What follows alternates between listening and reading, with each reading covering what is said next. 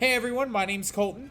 And I'm Jason. And we're here with MMOHuts.com taking a look at the Knights of the Fallen Empire expansion for Star Wars The Old Republic.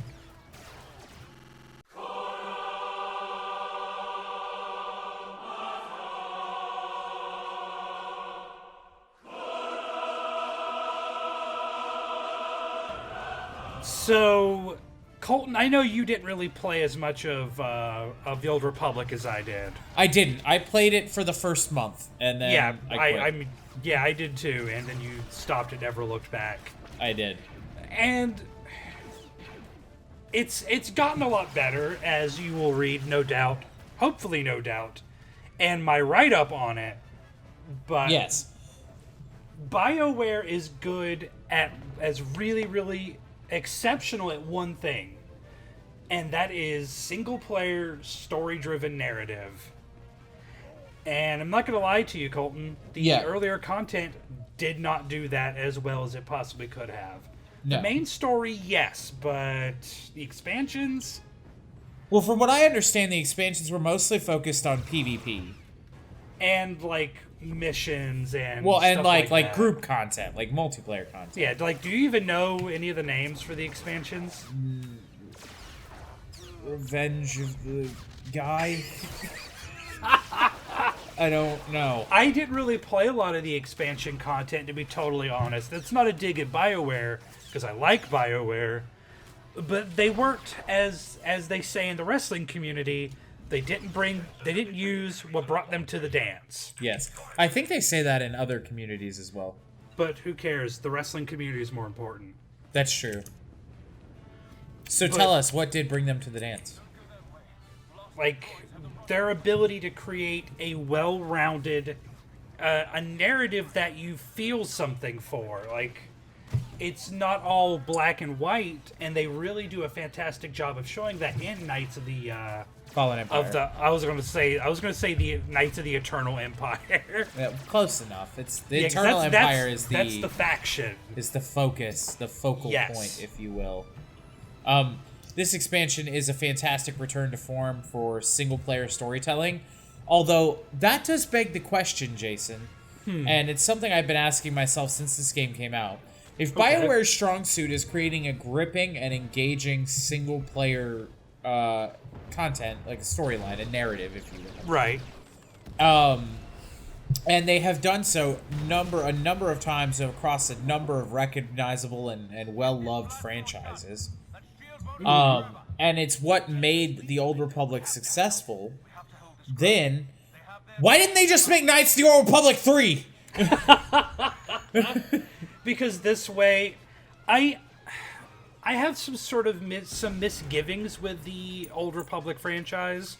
Yeah. Because, I mean, I like MMOs. I love MMOs. I like playing games with my friends. Right. But BioWare makes a lot of special snowflake games where you are the only person who can save the universe. Right. And, like, this expansion pack really... I'm 5 chapters in now, and this expansion pack really serves to drive that point home. Like, you're the one whose actions have impacted the galaxy, and not the million other subscribers that this game probably has. Their impact on the galaxy was less so than mine. They are the one in 21 and 1. No, that's Brock Lesnar. No, that's Paul sorry. Heyman, excuse me, because he's the one in the one and the... Yes. Anyway, the point of that story is, it's all about your actions and your quest and everything like that, but it's a massively multiplayer game. Now, don't get me wrong, the idea of distributing the content chapter by chapter over a series of months instead of giving it to you all at once so you can plow through it and be done is a fantastic idea. Oh, it's phenomenal. For a multiplayer game. If only some other MMOs could distribute content at that level. Oh, it's hurt! Sorry. Yeah, you should get that looked at. I should. It sounds like you have the TB. Oh. So, with that in mind, it boggles the mind, but the expansion is fantastic. The story is really gripping and engaging. I love the changes, some of the changes they've made. You can read the patch notes. They're linked in Jason's article, and they should be linked in the description of this video. If you want to know what's new, with the expansion and the changes that it's brought with it, and the most current patch, which is 4.4. I think it's a return to form, but in a lot of ways, with the single player experience, but in a lot of ways it makes us question what was the form. If the best thing about your multiplayer game is that you can play it by yourself, it really begs the question, did it really need to be a multiplayer game? I kind of feel like it did.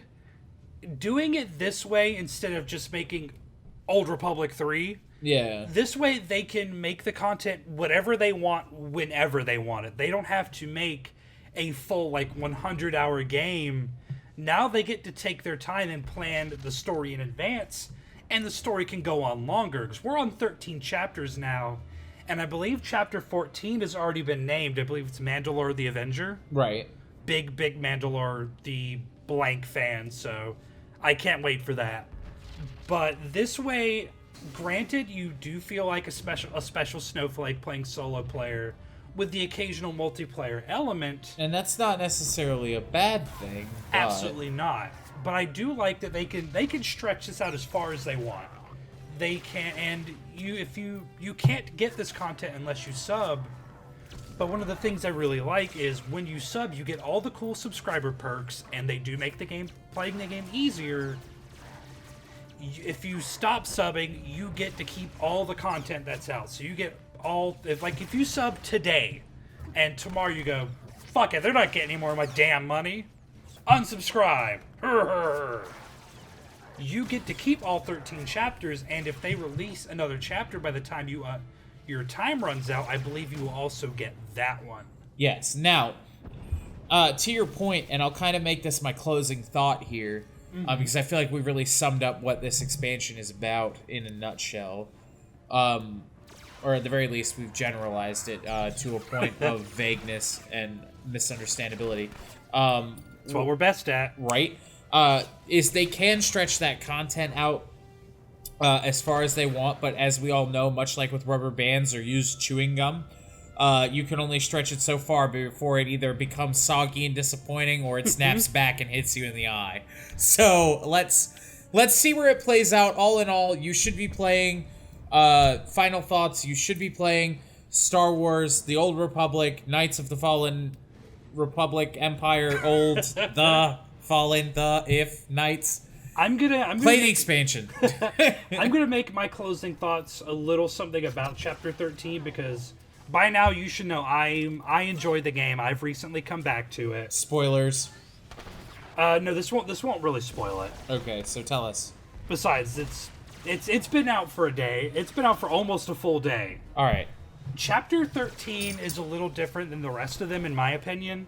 It kind of plays like Ocean's 11. Like, you meet up with the Twi'lek rogue. God, I hope I said that right. Twi'lek.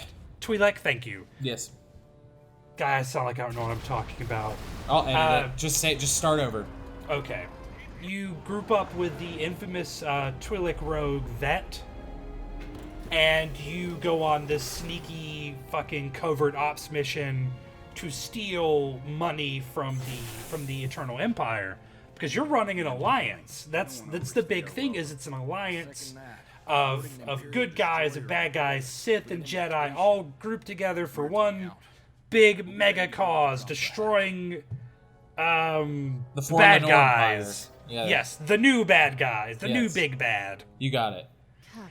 And so you need money to run a operation like this. Yes. And the previous chapters were getting allies, getting ships, getting people.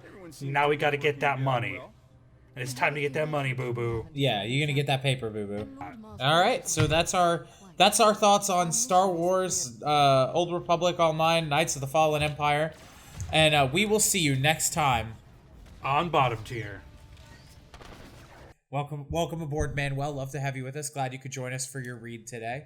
We want you to go ahead and we want you to take a look at your lines. Now, what we're going for here is you're an immigrant, fresh from Lithuania.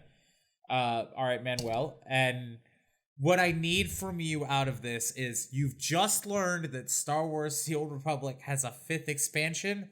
and you've heard nothing about the other 4. Can you go ahead and give us that line? ¿Por qué? All right, let's try it one more time. We want you to remember the emotion that what we're looking for here is less bemused surprise and more genuine confusion. All right, let's go ahead and take it from the top. ¿Por qué? Flawless.